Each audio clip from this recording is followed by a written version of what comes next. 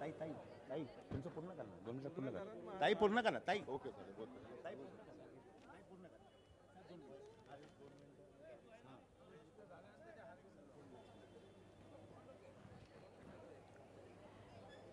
तर मी आपल्याला सांगत होती की 2004 ला माझं तिकीट कापून याला तिकीट देण्यात आलं. मला वाटलं असतं, माझी पक्षावर निष्ठा होती म्हणून मी अपक्ष उभे राहिले नाही. मी अपक्ष उभे राहिले असते ना तर ना हा निवडून आला असता ना मी निवडून आले असते आणि ही सीट काँग्रेसला गेली असती. म्हणून त्यावेळेला आम्ही गप्प बसलो आणि त्याला निवडून द्यायला आम्ही मदत केली.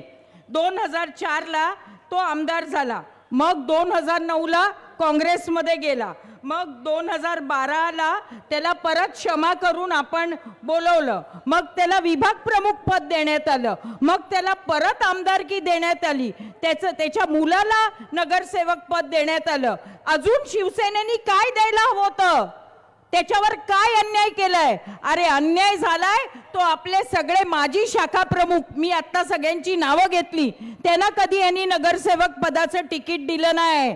तुम्ही विचार करा, सगळी तिकीटं फक्त आपल्या घरात मुलाला तिकीट दिली. उद्धव साहेबांनी त्याच्या मुलाला तिकीट दिली. आता त्याच्या मुलीला तिकीट हवी होती. मी जिकडे नगरसेविका आहे ना 199 वॉर्ड मध्ये, तिथे त्याच्या मुलीला त्याला तिकीट द्यायचं होतं. म्हणजे काय सरवणकर कुटुंब म्हणजेच शिवसेना आहे का? बाकी इकडे कोणी शिवसैनिक नाही आहे का? आम्ही सगळ्यांनी शिवसेना वाढवायला मदत नाही केली का? फक्त सरवणकरांनी केली का? त्यांचे मला बोलण्यासारखे खूप विषय आहेत, परंतु थोडक्यात मी थोडक्यात बोलते आणि थांबते. आता आपण ज्या गल्लीमध्ये आहोत ना, या गल्लीमध्ये पिवळी चाळ आहे, शिवकृपा आहे, सर्वोदय क्रीडा मंडळ आहे, बोटावाला चाळ आहे. हे सगळ्या चाळींचं रिडेव्हलपमेंटचं काम या माणसांनी गद्दारांनी घेतलं. पिवळी चाळीमध्ये विचारा त्यांना कॉर्पस फंड मिळालंय का? पिवळी चाळीमध्ये विचारा त्यांना एग्रीमेंट त्यांची रजिस्टर झाली आहे का? आणि सगळ्यांचं सगळं असंच ठेवलंय आणि स्वतः मात्र वर ब्लॉक घेतलेला आहे. त्याला असं वाटतं आम्हाला कोणाला माहित नाही, आम्हाला सगळ्यांना माहिती आहे की इथे पिवळी चाळीमध्ये सुद्धा त्यांनी त्याची जागा ठेवली आहे. सूर्योदय क्रीडा मंडळच्या लोकांना कॉर्पस फंड मिळाले का? त्यांची किती जणांची एग्रीमेंट्स राहिली आहेत ते विचारा. सूर्योदय क्रीडा मंडळचे लोक इकडे असतील, अनेक लोक असतील, त्यांनी त्याच्या बदल्यात सुमेरमध्ये घर घेतलं, पण लोकांचे प्रश्न अजिबात सोडवले नाहीत. शिवकृपा बिल्डिंग, इथे बाजूला शिवकृपा बिल्डिंग आहे. किती वर्ष लोक तिकडनं रिकामी करून आहेत? 14 ते 15 वर्ष झाली. शिवकृपा अजूनही आहे तसंच आहे. त्या शिवकृपा मधलं एक साईबाबाचं मंदिर होतं, ते त्यांनी मंदिर तोडलं. तिथे दर गुरुवारी सगळे एरियातली माणसं आरती करायला जायचे आणि ते मंदिर त्यांनी तोडलं. आता मी साई सुंदर नगर, मला माहिती आहे आदित्यजी आलेत म्हणून मला थोडक्यात बोलायला लागतंय. साई सुंदर नगरमध्ये इमारत क्रमांक 9, साई सुंदर नगरमध्ये 22 मजल्याच्या इमारती आहेत. 22 मजल्याच्या इमारत क्रमांक 9 मध्ये फक्त 15 मजल्यापर्यंत लोकांना पर्यायी घर दिलेलं आहे. बाकी 16 ते 22 हेही आज देखील हे मजले रिकामे आहेत. आणि आदित्यजींना मी सांगू इच्छिते, हे मजले फक्त अनऑथराइज घर बनवून अनऑथराइज लोकांना तिथे द्यायचं आहे. कामगार नगर मधली तुम्हाला माहिती आहे, तुम्हीच त्यांना पर्यायी घर दिलंय. त्यांनी अजूनही तिकडचे काही गाळे त्या कामगार नगर मधल्या लोकांना दिले नाहीत. त्याच्या आणि चाव्या स्वतःकडे घेऊन ठेवल्या आहेत. आणि काही झालं मागे सगळ्यांनी आदित्यजी आणि उद्धवजींना हे कंप्लेंट केली म्हणून त्यांनी चाव्या आपल्याकडे ठेवल्या, कोणालाही चाव्या दिलेल्या नाहीयेत. त्यामुळे लोकांनी आता विचार करावा, याच्या भूलथापांना बळी पडू नये. कारण काय आहे, हा फक्त डेव्हलपमेंटची गोड स्वप्न दाखवतो, लोकांना वाऱ्यावर सोडतो आणि स्वतःचं एक घर त्या इमारतीमध्ये ठेवतो. आता लोकांनी, प्रभादेवीकरांनी विचार करायची वेळ आली आहे की तुम्हाला अशा गद्दाराला मतदान करायचं आहे की शिवसेनेच्या निष्ठावानांना मतदान करायचं आहे. ही आज प्रभादेवीच्या लोकांवर वेळ आलेली आहे आणि मला निश्चित माहिती आहे की प्रभादेवीकर सुद्धा ह्याला कंटाळले आहेत. बरोबर आहे ना? प्रभादेवीकर सुद्धा यांना कंटाळलेले आहेत आणि म्हणून प्रभादेवीकरांना निवडणुका लवकरच लागतील. त्यांनी इथे एक दोन कोणीतरी ठेवले असतील आपली भाषणं ऐकायला, माझ्याबद्दल काय बोलतायत. सगळ्यात अन्याय जर शिवसेनेमध्ये दादर प्रभादेवीमध्ये त्यांनी कोणावर केला असेल तर तो माझ्यावर आणि मी घेतलेल्या सगळ्या शाखा प्रमुखांवर अन्याय केलेला आहे. आदित्यजी, मला सांगण्यासारख्या खूप गोष्टी आहेत, परंतु आपलं भाषण ऐकायला सर्वजण उत्सुक आहेत. मला अजून एक गोष्ट सांगायची आहे की ट्रान्सफर, आपली जी मुलं महानगरपालिकेमध्ये नोकरीला आहेत ना, हा तिकडे गेल्यानंतर या मुलांची ट्रान्सफर लांब करतोय आम्ही सगळ्या. म्हणजे तिथे कैलाश पाटील आहे, संजय भगत आहे, यांनी सांगावं त्यांना खूप लांब म्हणजे घरापासून जवळ द्यायची तर लांब का, तर शिवसेनेचं काम करू नये म्हणून. पण त्यातनं सुद्धा ही मुलं वेळ काढून शिवसेनेचं काम करतात. जेव्हा सिद्धिविनायकचं अध्यक्षपद मिळालं आत्ता, मी 1999 साली बाळासाहेबांच्या आशीर्वादाने सिद्धिविनायकची अध्यक्ष होते. मी अध्यक्ष झाल्यावर आधीचे डहाणूकर होते, त्यांनी लावलेली मुलं मी काढली नाहीत किंवा मी तिकडच्या हारवाल्यांची दुकानं तोडली नाहीत, कारण हे सगळे हारवाले हे आमचे स्थानिक आहेत आणि त्यांना त्यांच्या पोटावर आता पाय आणलाय, त्यांचे सगळ्यांचे स्टॉल तोडलेत. आणि कारण विचारलं, दोन्ही वॉर्ड ऑफिसर जी साऊथ आणि जी नॉर्थ याचे तळवे चाटतायत.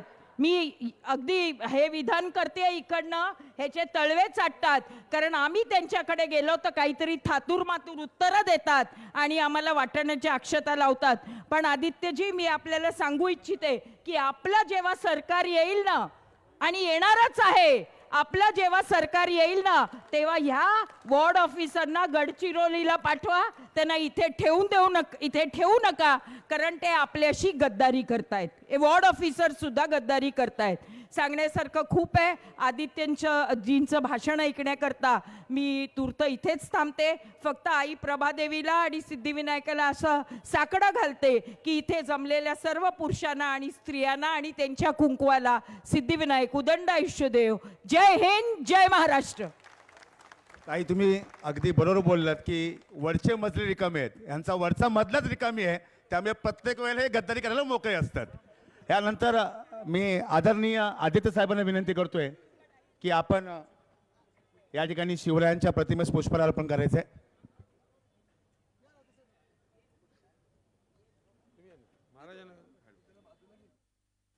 हॅलो. महाराज प्रौढ प्रताप पुरंदर हिंदवी स्वराज्य संस्थापक जाणता राजा श्रीमान छत्रपती शिवाजी महाराज की. दिवाकर रावते साहेबांनी परमपूज्य डॉक्टर बाबासाहेब आंबेडकरांच्या प्रतिमेस पुष्पहार अर्पण केलेलं आहे. परमपूज्य डॉक्टर बाबासाहेब आंबेडकरांचा सन्माननीय शिवसेना नेते अरविंद सावंत साहेबांनी बाळासाहेबांच्या प्रतिमेस पुष्पहार अर्पण केलंय.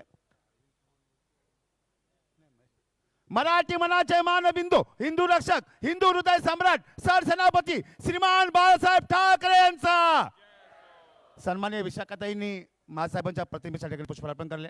यानंतर ज्यांच्या नेतृत्वाखाली या भागामध्ये खऱ्या अर्थानं सामना होतोय आणि शिवसेनेचा झंझावत होतोय, ते तुमच्या आमच्या सगळ्यांचे तरुण तडफदार, कर्तव्यदक्ष आणि लोकप्रिय विभाग प्रमुख सन्माननीय महेश सावंत या सभेला या ठिकाणी संबोधित करतील.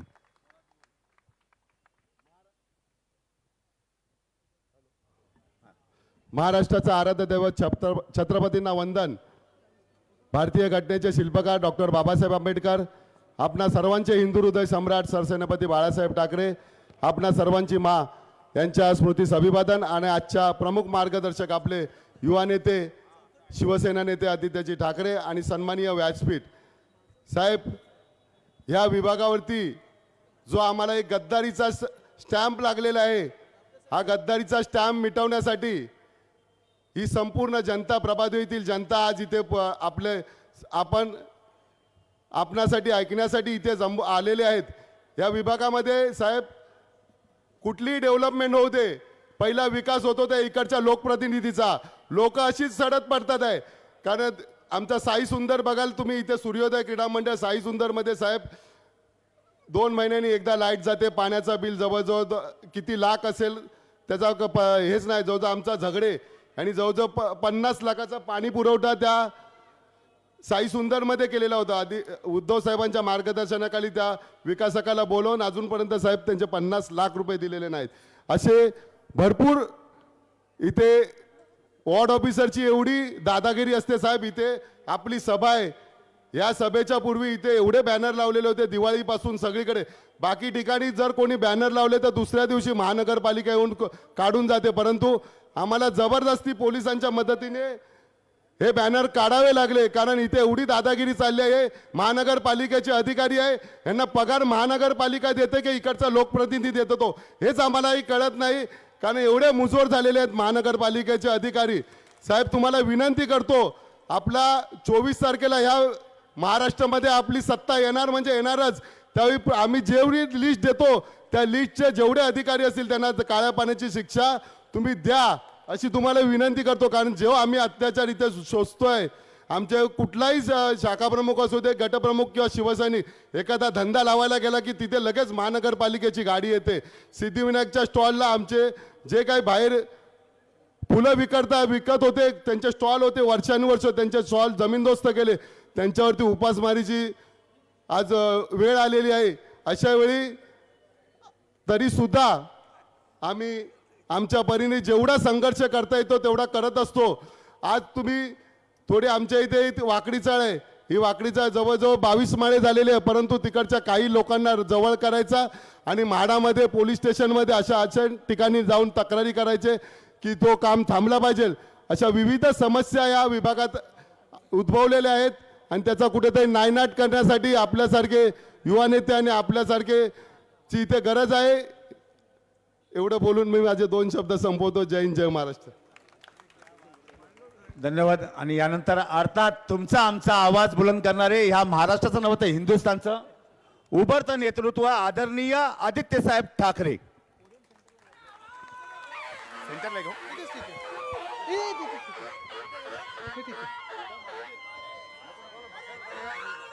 नाही ठीक आहे, इथून दिसतंय सगळ्यांना. जय महाराष्ट्र. नाही नाही नाही, राहू दे, हे थोडं असं करतो. दिसतोय का सगळ्यांना?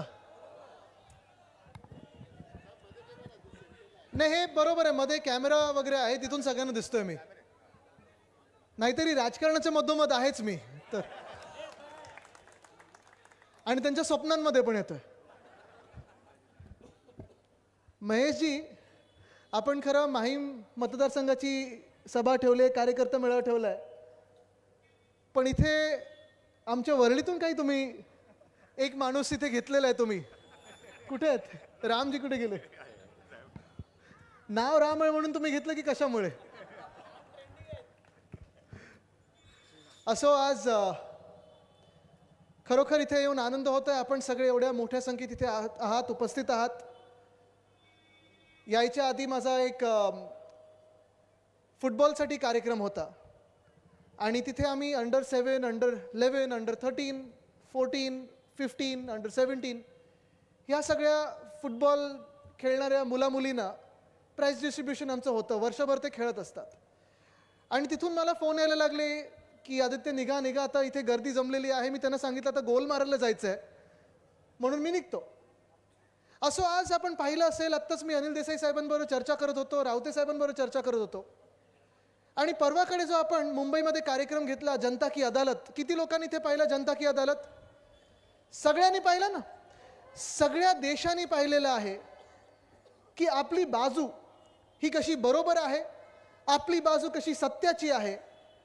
आणि हे जे अध्यक्ष, जे ट्रायब्युनल म्हणून ज्यांनी निकाल दिला, राहुल नार्वेकर, एका काळचे आमचे मित्र होते, नंतर राष्ट्रवादी काँग्रेसमध्ये गेले, तिथे पण खूप जवळचे झाले, मग आता भाजपामध्ये गेले, तिथे देखील खूप जवळचे झालेले आहेत, आणि कदाचित पुढे काँग्रेसमध्येही जाऊ शकतात किंवा इतर पक्षांमध्ये जाऊ शकतात.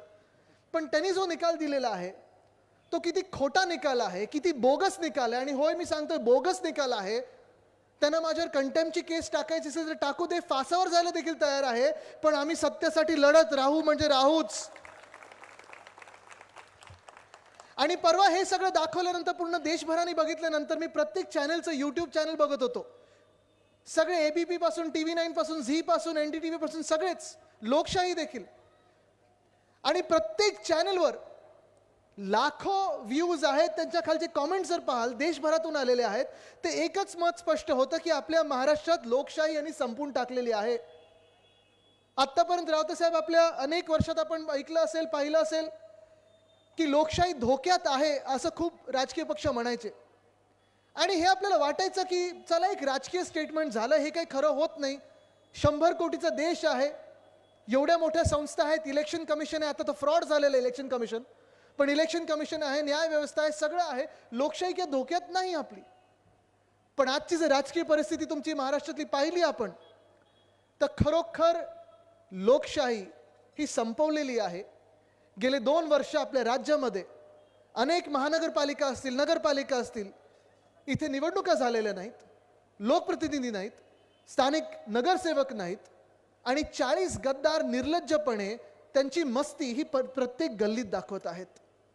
प्रत्येक ठिकाणी त्यांचा मास दिसत आहे, त्यांची मस्ती दिसत आहे, आणि प्रत्येक ठिकाणी जनता ही हैराण आहे, जनता ही त्रस्त आहे. अनेकदा प्रश्न पडतो की जेव्हा आपण पत्रकार परिषद घेतो, वेगळे वेगळे विषय लोकांसमोर आणतो, किती विषयांवर बोलायचं, काय काय बोलायचं, असे देखील विषय असतात. जसं काही ह्या गद्दारांची तुम्ही दसऱ्याच्या दिवशी सर्कस बघितली असेल. मागच्या वेळी त्यांनी सांगितलं होतं आमचा दसरा मेळावा, मुख्यमंत्री बोलतायत, जे घटनाबाह्य आहेत ते बोलत चाललेत, पण समोर त्यांच्या जे नेहमी स्वप्नात असायचं ना, खुर्ची खुर्ची खुर्ची, खुर्च्या दिसतात, लोक कुठेही दिसत नाहीत. तरी देखील त्यांच्या ह्या सर्कसीला देखील स्वतःच्या पक्षाची सर्कस, स्वतःच्या गटाची सर्कस असली तरी 60 लाखाचा खर्च बाथरूमवर केला गेला. माहिती आहे तो कोणाच्या खिशातून केला गेलाय? मुंबई महानगरपालिकेने 60 लाखाचा खर्च केला बाथरूम लावण्यासाठी पक्षाच्या सभेवर. अनिल देसाई साहेब, आपण अनेक वर्ष आपला दसरा मेळावा करत आलेलो, शिवसेना पक्षाचे आपण सभा सचिव म्हणून पाहत आलेला आहात. जेव्हा केव्हा बाथरूम लागलेले आहेत, जे लावतात, शौचालय लावतात, मोबाईल टॉयलेट लावतात, कधी महापालिका पैसे देते, कधी राज्य सरकार पैसे देते? हे पहिल्यांदा मी ऐकतोय की एका पक्षाच्या कार्यक्रमासाठी, त्यांचा पक्ष नाहीच, गद्दार गँग, ती टोळी, चोरांच्या एका सर्कसीसाठी मोबाईल टॉयलेट देताना महानगरपालिकेचे 60 लाख रुपये खर्च झालेत. हे पैसे तुमचे, आमचे आहेत, जनतेचे आहेत, करदात्याचे आहेत, मुंबईकरांचे आहेत. पण प्रश्न विचारायचा कोणी, प्रश्न विचारायचे किती, उत्तर देणार कोण? कारण सगळे चोर जे आहेत, अलिबाबा आणि 40 चोर, हे एकत्र बसलेले आहेत आणि आपलं राज्य लुटायला निघालेले आहेत. बरं, चोरी करता तुम्ही आणि लोक पकडता आमचे. साधारणपणे जर आपण पाहिलं तर जनता की अदालत झाल्यानंतर असे वेडेपिशे झालेले आहेत सगळे तिकडचे, जे भाजप प्रणित खोके सरकार आहे. प्रत्येकाला नोटीस पाठवलेली आहे. म्हणजे दुसऱ्या दिवशी सूरज चव्हाणला अटक केली. का केली अटक? जो मूळ मालक आहे त्या कंपनीचा, तो त्यांचा नेता झालेला आहे, त्या गद्दार गँगमध्ये बसलेला आहे, त्याचं नाव आज आपण सामनामध्ये छापलेलं आहे. त्याला काही हात नाही लावला पोलिसांनी, त्यांच्यावर काही कारवाई झालेली नाही आहे, पण ते कंपनीमध्ये कोणीतरी काम करत होतं म्हणून त्यांच्यावर कारवाई. तसंच मला वाटतं काल की परवाकडे किशोरीताईंना पण नोटीस आलेली आहे. त्या दौऱ्यावर निघाल्या, किशोरीताईंवर नोटीस. कितीतरी लोकांना नोटीस मिळतात, रोहित पवार यांना नोटीस. हे सगळ्या लोकांना हैराण केलं जात आहे, त्रस्त केलं जात आहे, कारण हा लढा खूप मोठा आहे. हा लढा आपल्या देशासाठी आपण लढत आहोत. ही लढाई फार महत्वाची ठरत चाललेली आहे. मी परवा पण सूरजला अटक केल्यानंतर हेच सांगितलं होतं की जगभरातली सगळी तुम्ही उदाहरणं घ्या, जिथे जिथे हुकुमशाह आलेला आहे, जिथे जिथे हुकुमशाहीचं राजवट आलेली आहे, जेवढी ती हुकुमशाही पोकळ असते ना, जेवढा तो हुकुमशाही दरपोक असतो, कायर असतो, तेवढ्या ते यंत्रणा वापरायला लागतात आणि प्रत्येकाच्या मागे सोडतात. हिटलरचं तुम्ही पाहिलं असेल उदाहरण. त्यांचं एक असायचं सिक्रेट सर्व्हिस, ती देखील अशाच लोकांच्या मागे जायची. अर्जेंटिनामध्ये असेल, सगळीकडे जगभरात, ईस्ट जर्मनीमध्ये देखील गेस्टापो नावाची एक होती पोलिसांची यंत्रणा. जे जे सत्य बोलतात त्यांना हैराण करण्याचं काम ह्या यंत्रणेकडे लावलं जातं. मग त्यांच्यावर तुम्ही केस टाका, काही करा, पण ह्यांना आत टाका, म्हणजे सत्य कोणी बोलणार नाही, आमची राजवट ही चालू राहील. पण आज आपण पाहतोय जनता की अदालत, ही सत्य आपण लोकांसमोर आणल्यानंतर, हे सत्य आपण देशासमोर आणल्यानंतर, हे सत्य आपण दुनियेसमोर आणल्यानंतर आमच्या वाईकर साहेबांना हैराण केलं जात आहे. ईडी पाठवली जाते, त्यांना नोटिसा पाठवल्या जातात, सांगतात की तुम्ही आमच्या पक्षात या, शिंदे गटात या, मिंदी गटात या, नाही तर तुम्हाला जेलमध्ये टाकू. किशोरीताईंना सांगितलं जात आहे मिंदी गटात या किंवा भाजपमध्ये जा, नाही तर तुम्हाला जेलमध्ये टाकू. राजन साळवी साहेबांना सांगतायत तुम्ही मिंदी गाथा द्या नाही तर तुम्हाला जेलमध्ये टाकू. रोहित पवारांना देखील अशाच सगळीकडे ऑफर येत आहेत ना तर तुम्हाला जेलमध्ये टाकू. पण ह्या सगळे लोक सांगतायत की चला जेलमध्ये टाकलं तरी चालेल पण आम्ही आमच्या देशासाठी फासावर जाऊ पण तुमच्या मिंदेगाठात येणार नाही. ह्याला बोलतात हिंमत, ह्याला बोलतात ताकद, ह्याला बोलतात जिद्द, ह्याला बोलतात देशभक्ती. कारण देश म्हणजे देशाचं संविधान असतं, देशातली लोकशाही असते आणि प्रत्येक व्यक्तीचा बाई किंवा पुरुष ज्याचा आवाज संसदेपर्यंत जाऊ नाही शकत त्याचा आवाज ऐकण्याची जी ताकद असते त्याला देशभक्ती बोलतात. आणि ही देशभक्ती आपल्या लोकांमध्ये आहे. ही लोक कधी फुटली नाही, ही लोक कधी गेली नाहीत. जी डरपोक मंडळी होती ज्यांना सगळं काही लपवायचं होतं, ज्यांनी खाल्लं असेल आणि पचवू शकत नाही, त्यामुळे सगळे गेलेले आहेत आणि ते मिंदी गाठत बसले किंवा भाजप प्रणित खोके सरकारमध्ये बसलेले आहेत. पण आज तुम्ही वायकर साहेबांना बघा, आज तुम्ही किशोरीताईंना बघा, ते सांगतात आमच्याकडे लपवण्यासारखं काहीच नाहीये आणि म्हणून आम्ही शिवसेना उद्धव बाळासाहेब ठाकरे ह्या पक्षात आहोत. जर लपवण्यासारखं असतं तर तुमच्याकडे आलो असतो. पण किती दबाव टाकायचा, किती छळ करायचा. परिवाराला छळलं जातंय, मित्रांना छळलं जातंय, जे कोणी सत्यासाठी उभे राहतात त्यांना छळलं जातं. आणि काय सांगतात चला 22 तारखेचं निमित्त आहे, हिंदुत्व हे निमित्त काढा आणि आमच्या पक्षात या. हे असे निर्लज्ज प्रकार आम्ही कधी केले नव्हते. होय, माझे आजोबा त्यांना लोकांनी हिंदू हृदय सम्राट म्हणून पदवी दिली होती. लोक त्यांना अजूनही बोलतात हिंदू हृदय सम्राट. या देशात जर एकमेव असतील तर वंदनीय हिंदू हृदय सम्राट बाळासाहेब ठाकरे आहेत. त्यांच्यासोबत मी 22 वर्ष माझी बघितलेली आहेत. अनेक लोकांनी पूर्ण त्यांचं 50 वर्षाचा पूर्ण कार्यकाळ पाहिलेला आहे. पण कधीही वंदनीय हिंदू हृदय सम्राट बाळासाहेब ठाकरेंनी हिंदुत्वाचा वापर हा राजकारणासाठी केला नाही, समाजासाठी केला, समाजकारणासाठी केला. होय, त्यांनी सांगितलं की गर्व से कहो हम हिंदू है, पण त्यांनी कधी हिंदुत्वाच्या नावावर पक्ष फोडले नाहीत. त्यांनी कधी हिंदुत्वाच्या नावावर भ्रष्टाचार केला नाही, कधी असं खोके सरकार बनवलं नाही, कधी दुसरे आमदार फोडले नाहीत. कारण त्यांचं हिंदुत्व स्पष्ट होतं. त्यांचं हिंदुत्व म्हणजे राम राज्य आणणं हे त्यांचं हिंदुत्व होतं. आणि राम राज्य म्हणजे काय, हिंदुत्व म्हणजे काय, आपलं हिंदुत्व म्हणजे त्यांच्या हिंदुत्वामध्ये फरक काय, स्पष्ट फरक आहे. आपलं हिंदुत्व म्हणजे रघुकुल रीत सदा चली आए, प्राण जाय पर वचन न जाय, हे आपलं हिंदुत्व आहे. जी जनतेला जी वचनं दिलेली आहेत, आम्ही अनेकदा राजकीय पक्ष म्हणून आपल्या निवडणुका लढायला लागतात आणि जेव्हा आपण जाहीरनामा आणतो, वचननामा आपण त्याला म्हणतो, आपल्या पक्षाचा जाहीरनामा नसतो, आपण वचननामा आणतो. मला अनेकदा उद्धव साहेबांनी देखील सांगितलं की आदित्य, वचनं अशी द्यायची असतात आपण लोकांना जी आपण पूर्ण करू शकू. खूप लोक सांगतात की अच्छे दिन आने वाले हैं, अच्छे दिन आने वाले हैं. झालं 2024 निवडणुका आल्या, 10 वर्ष होऊन गेली. अच्छे दिन आलेत, अच्छे दिन आलेत. सगळ्यांना 2022 पर्यंत घरं मिळणार होती, मिळाली आहेत. सगळ्यांच्या घरी पाणी येणार होतं, आले. सगळ्यांना नोकऱ्या मिळणार होत्या तरुण तरुणींना, मिळाल्या नाही मिळाल्यात. मग अच्छे दिन कुठून आले. मग मध्ये सांगितलं जातं की तुमच्या प्रत्येकाच्या अकाउंटमध्ये 15-15 लाख रुपये येतील, आलेत नाही आलेत, तुमचे गेले. खोक्यासाठी वापरतात ते. पण मूळ मुद्दा हाच आहे की आपल्या पक्षामध्ये जुमला नसतो, आपल्या पक्षामध्ये जुगाड नसतो. जी वचनं आपण देतो ती पूर्ण करून देतो. आपण पूर्ण करणार म्हणजे करणार, ती करून दाखवलं म्हणून आपण जाहीरपणे होर्डिंग्सवर लावू शकतो. पण आज ह्या देशामध्ये असेल, ह्या राज्यामध्ये असेल, आपण पाहत चाललेलो आहोत की आपलं हिंदुत्व जे आहे, आपल्या हिंदुत्वामध्ये आणि भाजपच्या हिंदुत्वामध्ये फार फरक पडत चाललेला आहे. होय, आमचं हिंदुत्व स्पष्ट आहे. आम्ही जेव्हा या राम मंदिरबद्दल, भगवान श्रीरामाच्या मंदिराबद्दल कोणी बोलत नव्हतं तेव्हा उद्धव साहेब, आम्ही सगळे शिवसेनेचे आमदार, खासदार, नेते, कार्यकर्ते 2018 मध्ये तिथे गेलो होतो. आपल्याला आठवत असेल अरविंद सावंत साहेबांनी देखील तिथे भाषण केलं होतं. आणि आपण पहिले ह्या देशात अनेक वर्षानंतर बोललो होतो की पहिले मंदिर फिर सरकार. भाजपा सरकारला आपण सांगत होतो की कायदा आणा. आता जसं त्यांनी ऑर्डिनन्स आणला होता दिल्ली सरकारसाठी, दिल्ली सरकारला पूर्ण पकडण्यासाठी, दिल्ली सरकारची फसगत करण्यासाठी जसा कायदा आणला होता, तसं आपण देखील सांगत होतो तुम्ही ऑर्डिनन्स आणा राम मंदिरासाठी, आम्ही तुमच्या सोबत उभं राहू. पण निकाल हा सुप्रीम कोर्टाने दिला, ह्या भाजपाच्या सरकारने दिला नाहीये. आज आपण पाहत आहोत की रामराज्य जे आपल्याला आणायचं आहे ते आपलं हिंदुत्व आहे, ते सगळ्यांना सोबत घेऊन चालणारं हिंदुत्व आहे. आपल्या हिंदुत्वामध्ये जातीपाती, धर्मामध्ये, समाजामध्ये, जिल्ह्यामध्ये भांडणं लावण्याचं हिंदुत्व नाही आहे. आपल्या हिंदुत्वामध्ये महिलांना सन्मान देणारं हिंदुत्व आहे. आज तुम्ही पहा, हे जर खरोखर रामराज्य आणू इच्छितात ना इथे, तर आजचीच बातमी आहे की बिल्किस बानोला ज्यांनी रेप केला होता, ज्या 5 की 6 लोकांना ज्यांना जन्मठेप झाली होती, त्यांना एक तर गुजरात सरकारने सोडलं होतं, ते चुकीचं सोडलं होतं. तो अधिकार असतो महाराष्ट्र सरकारचा. पण आपल्या हिंदुत्वामध्ये ज्यांनी कोणी महिलेवर हात उचलला, तो कुठच्याही धर्माचा असो किंवा महिला कुठच्याही धर्माची असो, जातपात धर्म ना बघता त्याला फाशीवर चढवणं हे आपलं हिंदुत्व आहे. परोल देणं नाही. आपल्या हिंदुत्वामध्ये ज्या व्यक्तीने, आज तुम्ही बघा, जे आज हे मंत्रिमंडळ बसलेलं आहे, गद्दारांच्या मंत्रिमंडळामध्ये 2 किंवा 3 कॅबिनेटचे मंत्री असे आहेत ज्यांनी महिलांना शिवीगाळ केलेली आहे, महिला खासदारांना शिवीगाळ केलेली आहे. 1 मिनिटासाठी तुम्ही हा विचार बाजूला करा की ती महिला खासदार आहे. 1 मिनिटासाठी बाजूला हा विचार ठेवा की त्या महिला ह्या एका पक्षाच्या नेत्या आहेत.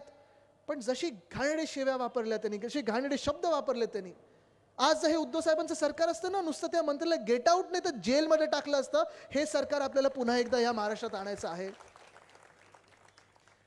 आज आपण हे जे सगळं करत आहोत, जनता की अदालत असेल, महान्याय असेल, महानिष्ठा असेल, हे सगळं आपण ह्या महाराष्ट्रासाठी करत आहोत.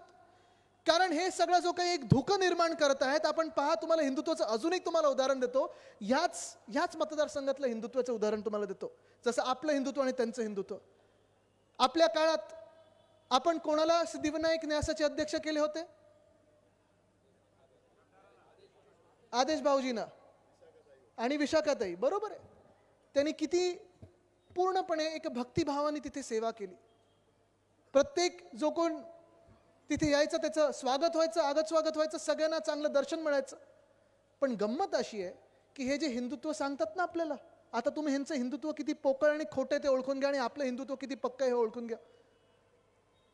मागच्याच वर्षी गणपती बाप्पाच्या मिरवणुकीत 2 गद्दारांनी, इकडच्या 2 टपोरी गद्दारांनी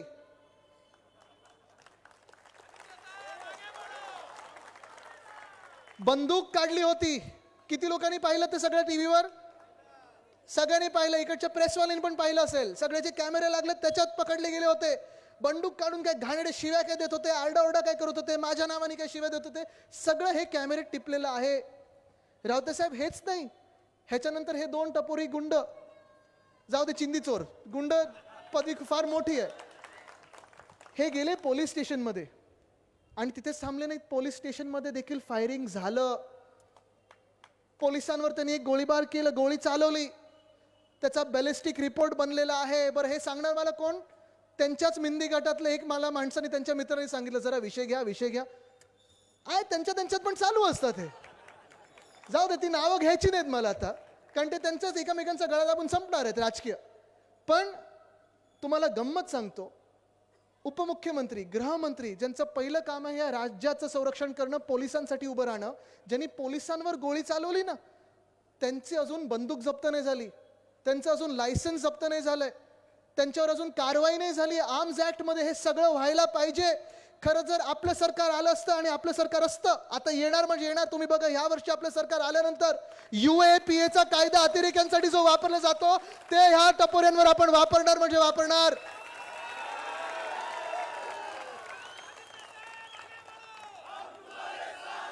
आमच्या महाराष्ट्रामध्ये, आमच्या माहीममध्ये तुम्ही गणपती बाप्पाच्या मिरवणुकीत बंदूक दाखवता, पोलीस स्टेशनमध्ये जाऊन पोलिसांवर गोळीबार करता. समजता काय स्वतःला? अतिरेक्यांसारखंच तुम्हाला वागवलं जाणार आहे. आमचं सरकार येणार आहे आणि हे आपण करणार, हे तुम्हाला मी खात्री देतो आज मी तुम्हाला. पण आज दुर्दैव असं की जे हिंदुत्व म्हणून सरकार आपल्या डोक्यावर बसवलेलं आहे, हिंदुत्व नाही, यांचं खोकेबाजांचं सरकार आहे. ह्याच सरकारनी गणपती बाप्पाच्या मिरवणुकीत बंदूक काढणाऱ्याला सिद्धिविनायक न्यासाचं अध्यक्ष करून ठेवलेलं आहे. हे ह्यांचं हिंदुत्व आहे. मान्य आहे तुम्हाला? विघ्नहर्ता जे करणार आहे ते करणार आहे, आपला मार्ग मोकळा आहे. पण हे राज्य हे जसं चाललेलं आहे ते बरोबर नाही, ते योग्य नाही आहे. प्रत्येक ठिकाणी तुम्ही पाहताय की जनतेवर अन्याय होत चाललाय. जनतेवर केवढा अन्याय सोसायचा, किती भोगायचा आपण, हा एक विचार आपण करणं गरजेचं आहे. काल परवाकडे एक मोठा विषय आपल्या समोर आलेला आहे, तो म्हणजे तलाठी भरतीचा. प्रत्येकाचं एक स्वप्न असतं, अनेक लोकांचं स्वप्न असतं आपल्या मुंबईत जास्ती BMC मध्ये नोकरी लागायचं, पण एक राज्य सरकारमध्ये पण नोकरी लागली पाहिजे, तलाठी झालं पाहिजे, मी क्लास 3 क्लास 4चे आपल्याला काहीतरी पद मिळालं पाहिजे, हे स्वप्न असतं. पण जो घोटाळा झालेला आहे तो घोटाळा सरकार मान्य करायला तयार नाही, जो घोळ झालेला आहे तो मान्य करायला तयार नाही. एक व्यक्ती अशी आहे जी व्यक्ती 2017 पकडली गेली, कैदी झाले, सुटले, बाहेर आले, परत एकदा एक्झाम दिली, परत एकदा पेपर फोडला, परत एकदा पकडले गेले, आत गेले, बाहेर आले आणि आत्ता 138 मार्क मिळालेत त्यांना, परत पेपर फोडला होता. दुसरी घटना अशी आहे या तलाठी भरतीच्या पेपरमध्ये, पेपर असतो 200 मार्काचा, किती, आणि मार्क मिळत किती माहिती का, 214.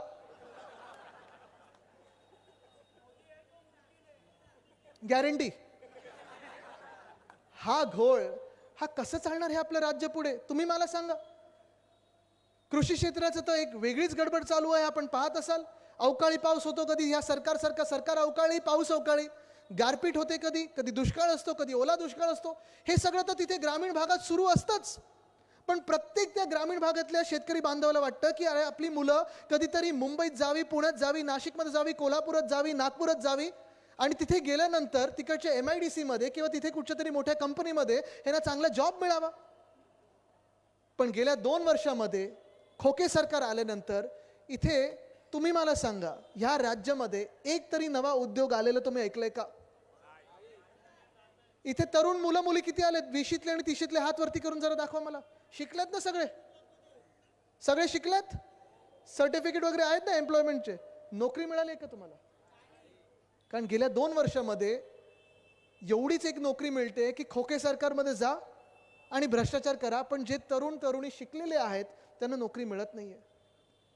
आपण पेपरमध्ये वाचत असतो, हा उद्योग गेला गुजरातमध्ये, तो उद्योग गेला गुजरातमध्ये, फिल्मफेअर गेलो गुजरातमध्ये.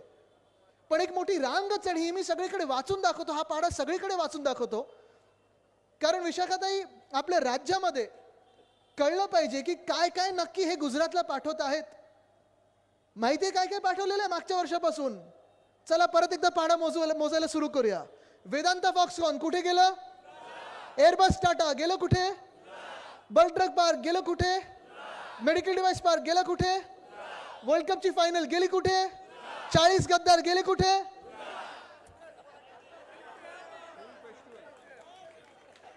जाऊन विचारा इकडच्या गद्दारांना. खूप वेळा मी ऐकतो आमच्या वरळीत येतात, इथे माहीममध्ये फिरतात, दुकानदारांना 5-5 हजार रुपयासाठी सतत असतात.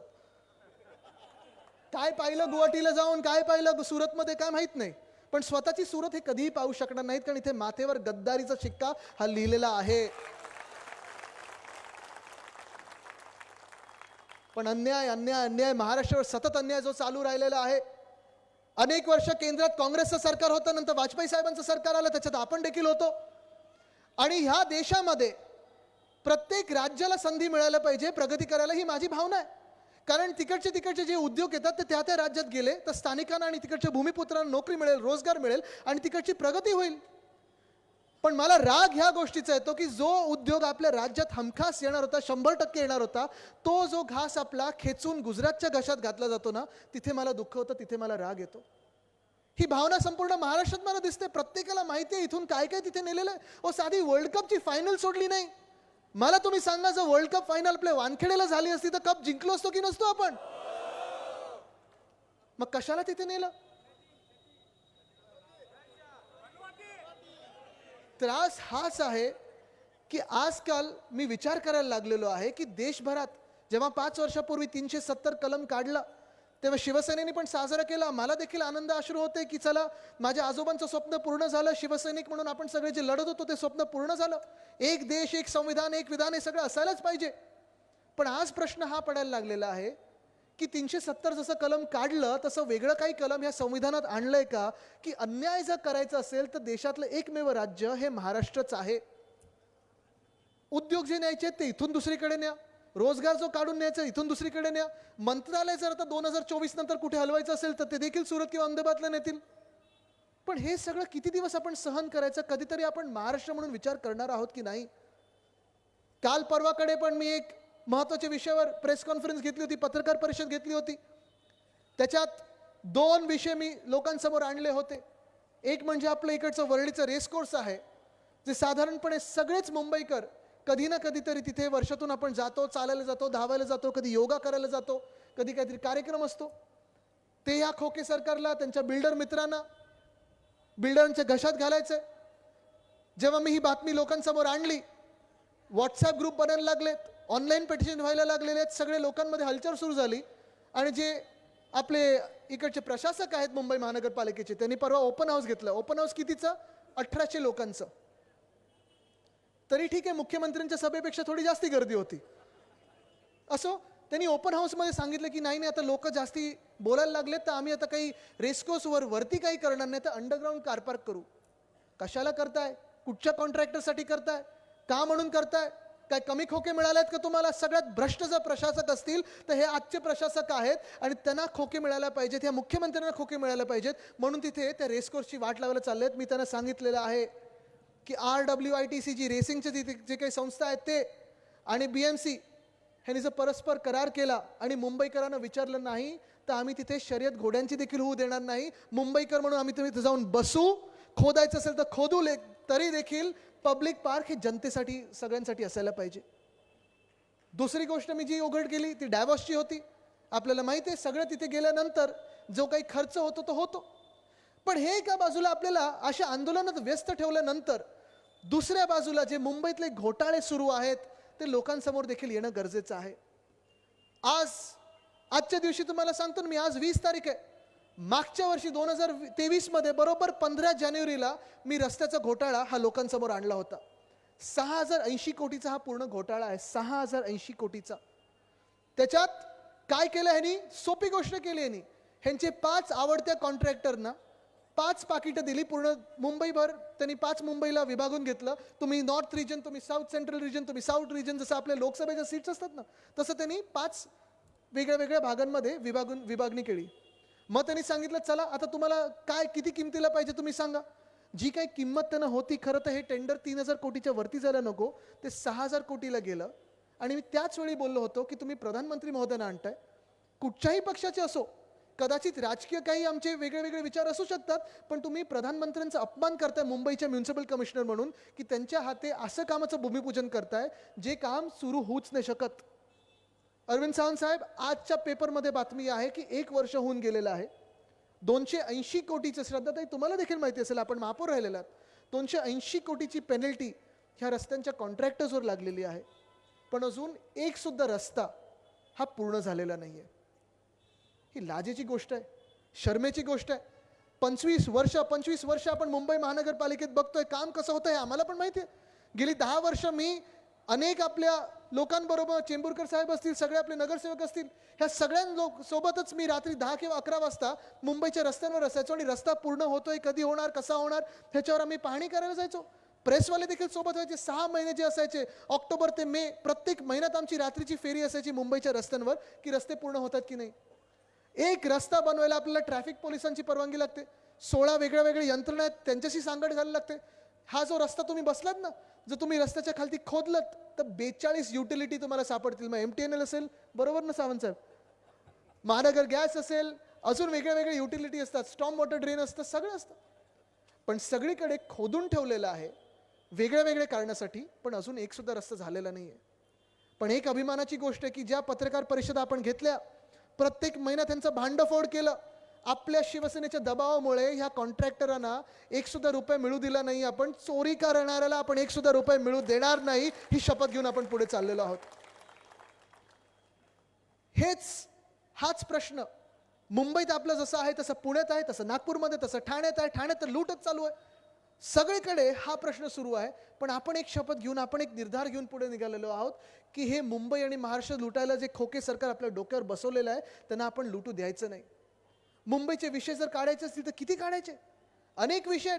सॅनिटरी पॅड्स ह्याचा मोठा घोटाळा झालेला आहे. स्ट्रीट फर्निचर, रावते साहेब आपल्याला हैराण व्हाल आपण ऐकून की स्ट्रीट फर्निचरचा घोटाळा 263 कोटीचा आहे. मी स्वतः लोकायुक्तांकडे कंप्लेंट केलेली आहे. येत्या 12 फेब्रुवारीला मला तारीख मिळालेली आहे. स्ट्रीट फर्निचरचा घोटाळा हा सोपा आहे.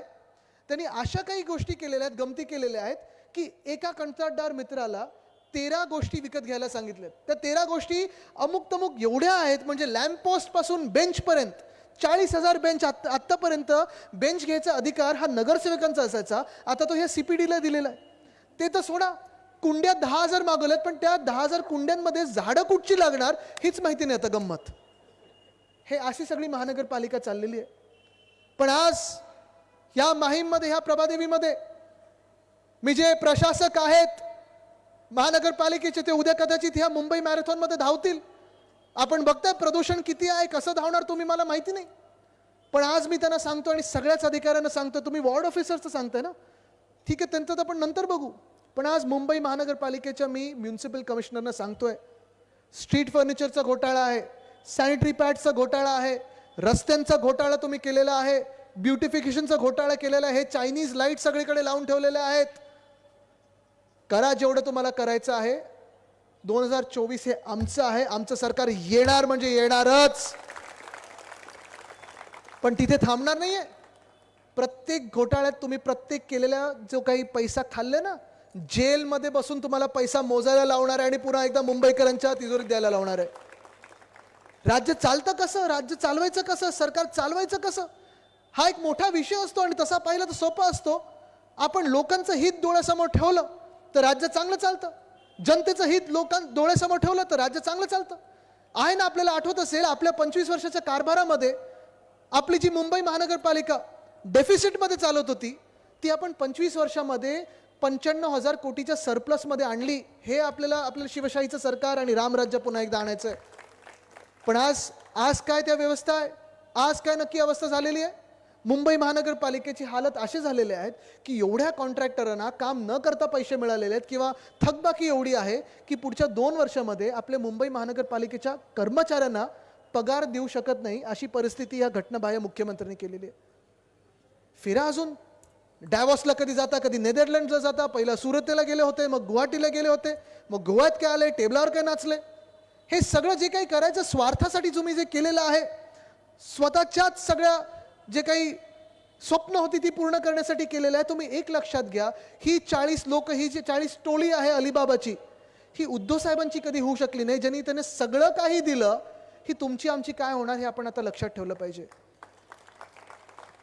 आज महान्याय महानिष्ठा म्हणून जो आपण विचार करत आहोत, न्याय हा काही शिवसेना उद्धव बाळासाहेब ठाकरे पक्ष म्हणून आपण मागत नाही आहोत. न्याय म्हणजे आपण काही सगळे इथे नेते मंडळी जी आपण बसलेलो आहोत, कार्यकर्ते म्हणून बसलो आहोत, हा आपल्यासाठी न्याय मुळीच मागत नाही आहोत. आपला विषयच नाही आहे. आपल्याला न्याय मिळेल तेव्हा मिळेल. Justice delayed is justice denied. कदाचित न्याय मिळणारही नाही अशी शक्यता आहे. पण निवडणुका जेव्हा येतील तेव्हा आपल्याला न्याय हा महाराष्ट्राला द्यायचा आहे. कारण जे काही आपण गेल्या 2 वर्षात गमावलेल्या, ज्या संध्या आपल्या हातातून निघून गेलेल्या आहेत, त्या संध्या आपल्याला पुन्हा एकदा आपल्या राज्यासाठी आणायच्या आहेत, देशासाठी आणायच्या आहेत. हा न्याय आपण पुन्हा एकदा मागत आहोत. जो न्याय आम्ही मागत आहोत तो पक्षासाठी मागत नाही आहोत. हे मी पहिलं देखील सांगितलं होतं, निकाल वाचत होते तेव्हा पण सांगितलं होतं की हा न्याय नुसतं शिवसेना पक्षासाठी नाहीये.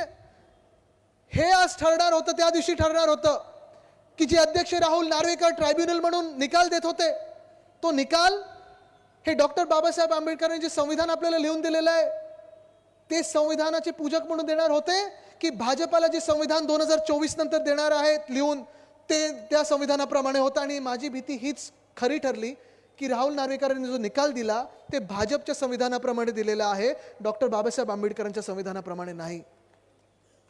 पण आज हे देखील मला माहिती आहे की कितीही या महाराष्ट्रावर अन्याय झाला, कितीही आक्रमणं झाली, कितीही लुटेरू आपल्या सरकारमध्ये कब्जा करून बसले असतील, तरी आपली इकडची माती आणि आपली माणसं, प्रत्येक माणूस म्हणजे इथे मावळा आहे. आणि हाताची जी ताकद आहे ती बोटांमध्ये आल्यानंतर वोटिंग मशीनवर ईव्हीएम कुठचंही आणा, कितीही सेटिंग करून आणा, एक मत हे आपला इतिहास घडू शकतं. आज इथे आपण जर पाहिलं असेल, ह्या 4 मूर्ती जी आपण पूजा करतो, शिवरायांची जी पूजा करतो आपण, त्यांना मानत तर असतोच. आपल्या स्वप्नामध्ये देखील शिवराय जर आले तर आपण ताड करून उभं राहू आणि सांगू आम्ही लढायला तयार आहोत. तसंच डॉक्टर बाबासाहेब आंबेडकरांना देखील आपण सांगत असतो की तुमचं संविधान, तुम्ही जे आम्हाला संविधान दिलंय, आमचं संविधान, या देशाचं संविधान, ह्याच्यासाठी आम्ही लढायला तयार आहोत. माझे आजोबा आणि माझी आजी यांच्या आशीर्वादाने मला एक, अर्थात तो फोटो मी उद्या परवाकडे टाकीनच, मला आठवतात नाशिकला आपली जी शिबिर आहे, सभा आहे, तिथे मला आजीनी स्टेजवर नेलं होतं हे मला आठवतं. आणि म्हणून आजची ही जी सभा आहे, आजचा जो कार्यकर्ता मेळावा आहे, आजचा जो एक निर्धार मेळावा आपण घेत आहोत, तो एवढ्याचसाठी घेत आहोत की आपण इथे नुसतं फुलं आणि हार घालायला नाही, त्यांच्याकडून प्रेरणा घ्यायला सगळे एकत्र आलेलो आहोत. सगळे प्रेरणा एकत्र घ्यायला आलेलो आहोत. कदाचित तुम्हाला वाटेल की तुमच्यातून कोणी काही उद्या फेसबुकवर टाकलं, व्हॉट्सअपवर टाकलं, सोशल मीडियावर टाकलं तर पोलीस तुमच्या मागे येतील. त्यांना मागे यायला लावतात बिचाऱ्यांना, दुसरं काही करू शकत नाहीत कारण त्यांच्यावर आदेश असतात. तुम्हाला कदाचित वाटेल की 50 खोके एकदम असं ओरडलं की तुमच्यावर केसेस होतील, कदाचित होतील. आहे ना, आम्ही पण लढतो. पण ह्या गद्दार निर्लज्ज सरकारला मी सांगतोय की जर आमच्यावर केसेस टाकायचे असतील ना, आमच्यावर वार करायचे असतील ना, तर समोरून या, समोरून वार झेलायला आम्ही तयार आहोत. 2 वर्ष हा महाराष्ट्र वार झेलत आलेला आहे. हा 2 वर्ष आम्ही सगळेच महाराष्ट्रातले सगळे रहिवासी इथे वार झेलत आलेलो. तुमचा अन्याय आम्ही सहन करत आलेलो आहोत. पण आता आम्ही सहन करणार नाही, आता कुठेही थांबणार नाही, कारण हे 2024 वर्ष आमचं आहे.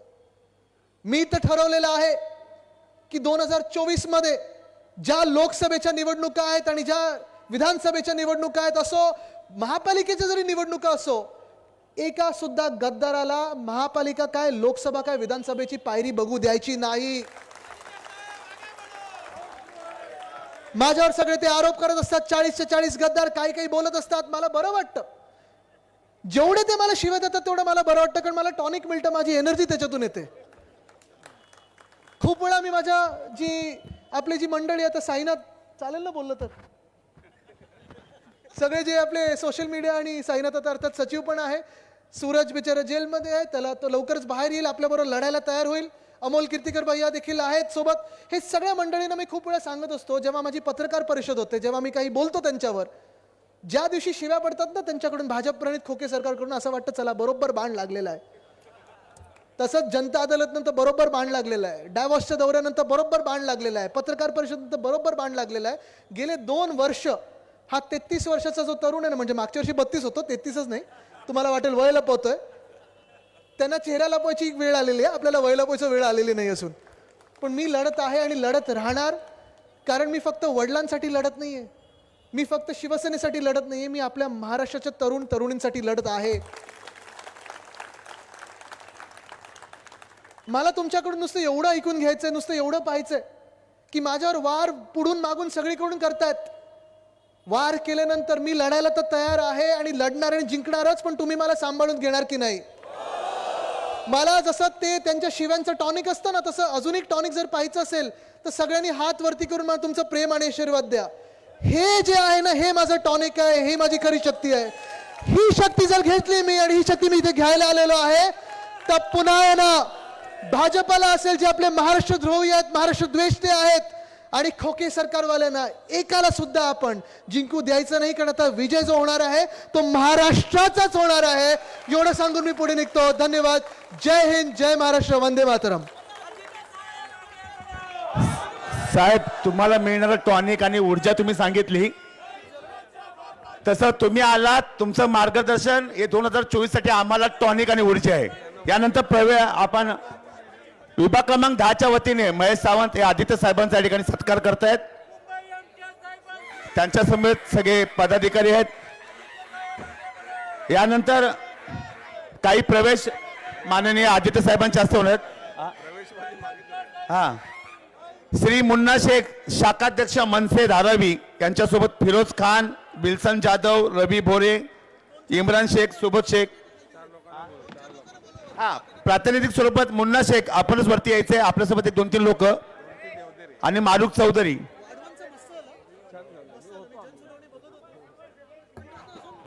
त्याचप्रमाणे टायगर ग्रुप धारावी किशोर म्हात्रे हे देखील पक्षप्रवेश करतायत. काँग्रेस माई विभागातून अनवर शेख, काँग्रेसचे अनवर शेख, अझर रिझवी, जाहीर पीरजादा, जॉन डिसोजा हे देखील प्रवेश करतायत.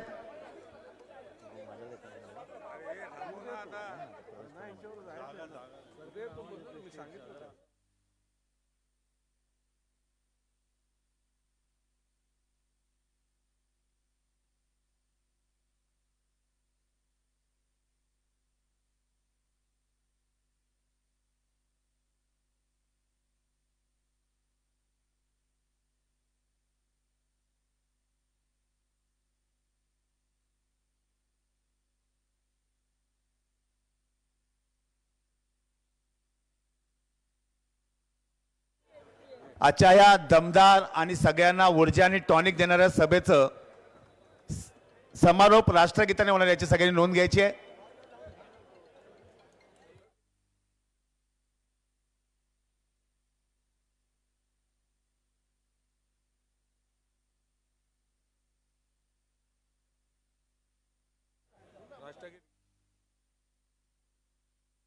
हेलो, एक साथ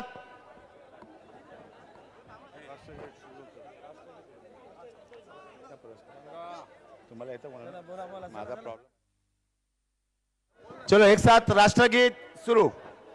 जनगण मन अधिनायक जय हे भारत भाग्य विधाता.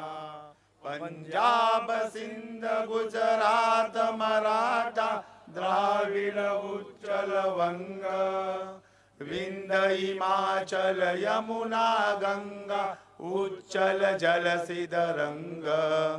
तव शुभ नामे जागे तव शुभ आशीष मागे आए तव जय गाथा. जनगण मंगलदायक जय हे भारत भाग्य विधाता.